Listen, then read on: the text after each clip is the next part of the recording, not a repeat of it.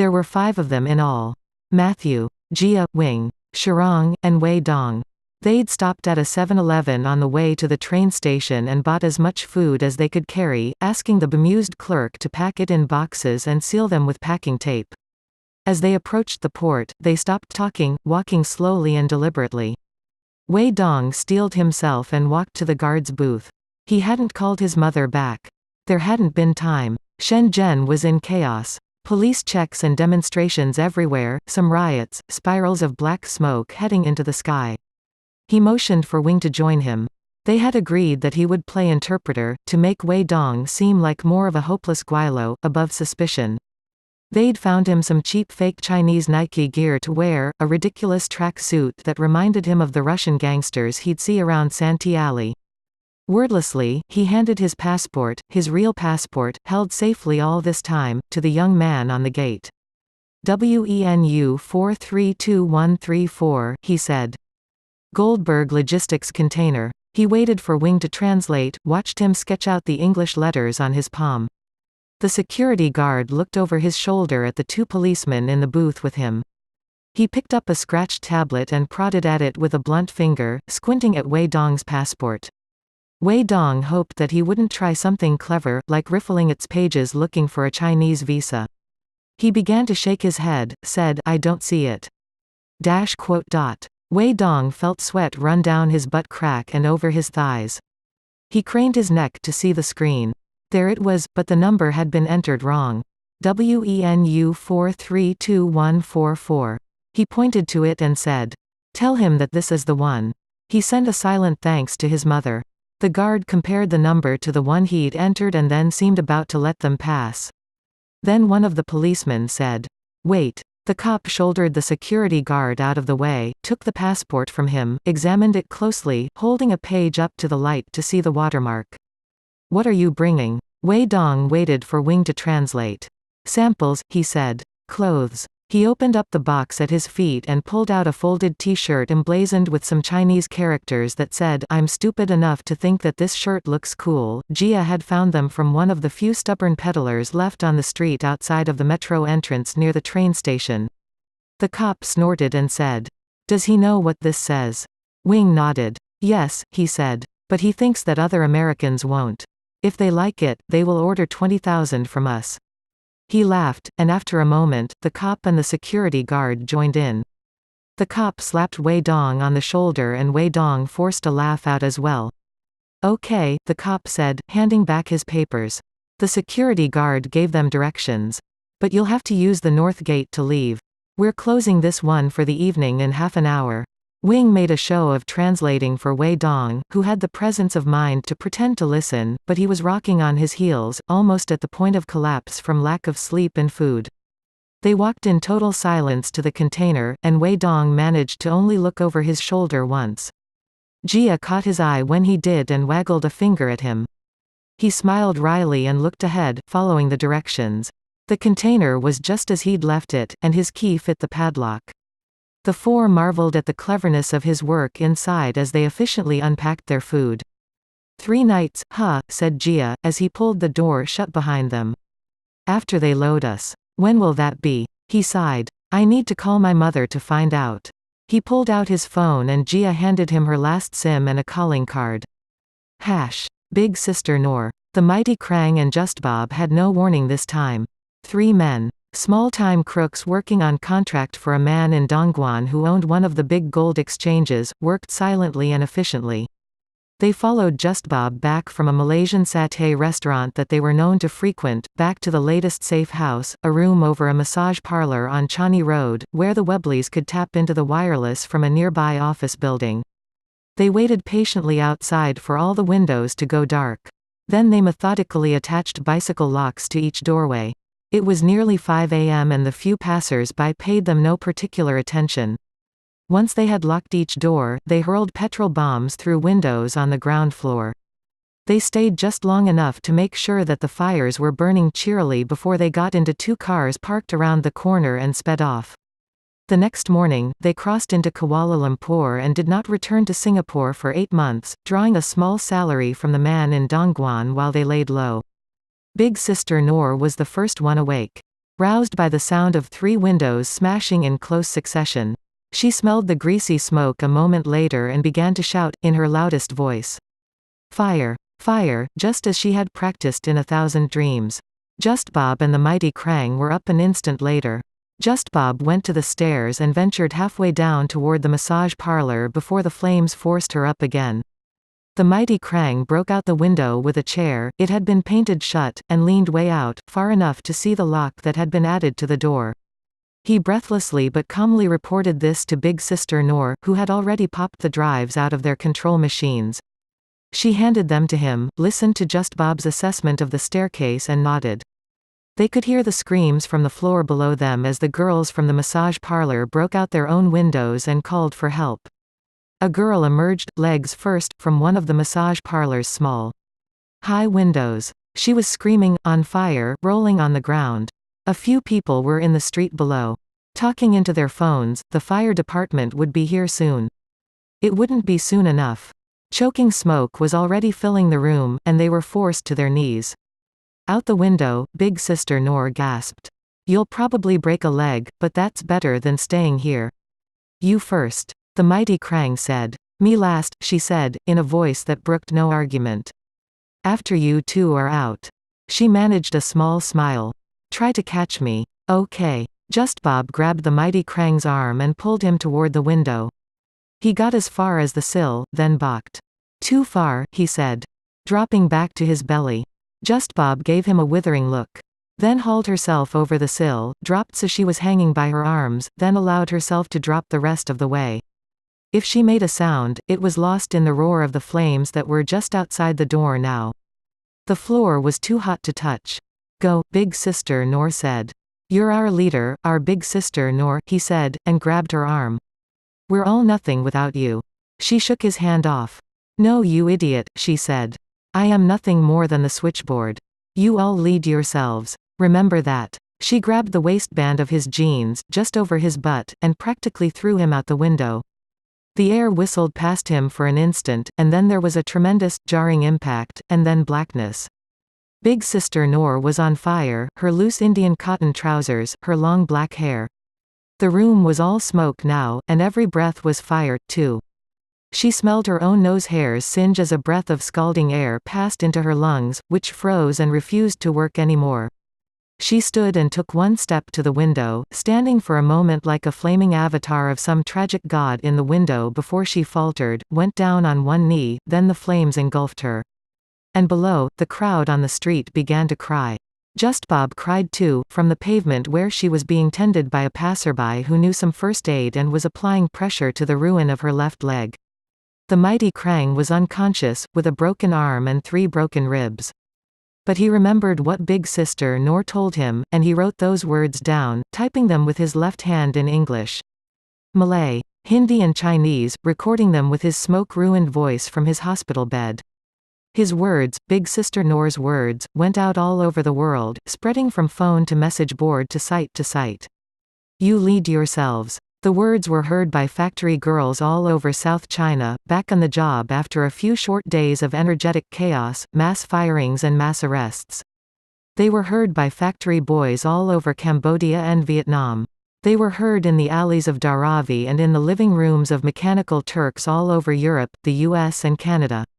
They were published in many languages on the cover of many newspapers and aired on many broadcasts.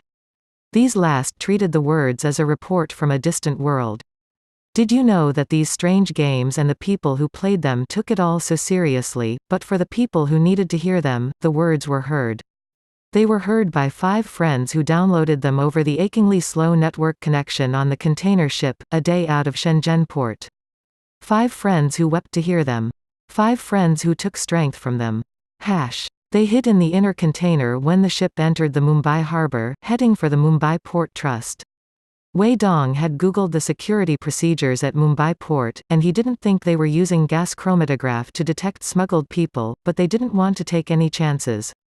It was crowded, and the toilet had stopped working, and they had only managed to gather enough water for one brief shower each on the 3-day passage. They fell against one another. Then clung to the floor as the container was lifted on a crane and set down again. They heard the outer door open. Then shut, and muffled conversations. Then they were rolling. Cautiously, they opened the inner door. The smell of Mumbai, spicy, dusty, hot and wet, filled the container. Light streamed in from the little holes Wei Dong had drilled an eternity ago on the passage to Shenzhen. Now they heard the sound of horns, many, many horns. Lots of motorcycle engines, loud. Diesel exhaust. The huge, bellowing air horn of the truck their container had been placed upon. The truck stopped and started many times, made a few slow, lumbering turns, then stopped. A moment later, the engines stopped too. The five of them held their breaths, listened to the footsteps outside, listened to a conversation in Hindi, adult male voices. Listened to the scrape of the catch on the container's big rear doors. And then sunlight, dusty. Hot, with swirling clouds of dust and the pong of human urine, flooded into the container. They shielded their eyes and looked into the faces of two grinning Indian men, with fierce mustaches and neatly pressed shirts. The men held out their hands and helped them down, one at a time, into a narrow alley that was entirely filled by the truck, which neatly shielded them from view. Wei Dong couldn't imagine backing a truck into a space this narrow. The men gestured at the interior of the container, miming, "Do you have everything?" Wei Dong and Jia made sure everyone was clear and then nodded. The men waggled their chins at them, shook Wei Dong and Jia's hands, brief and dry, and edged their way back along the space between the truck and the alley's walls. The engine roared to life, a cloud of diesel blew into their face, and the truck pulled away, lights glowing over a hand-painted sign on the bumper that read "Horn please." The truck blew its horn once as it cleared the alley mouth and turned an impossibly tight right turn. The alley was flooded with light and noise from the street, and then they saw a man and a girl walking down it, toward them. They drew close. The girl was wearing some kind of headscarf with a veil that covered most of her face.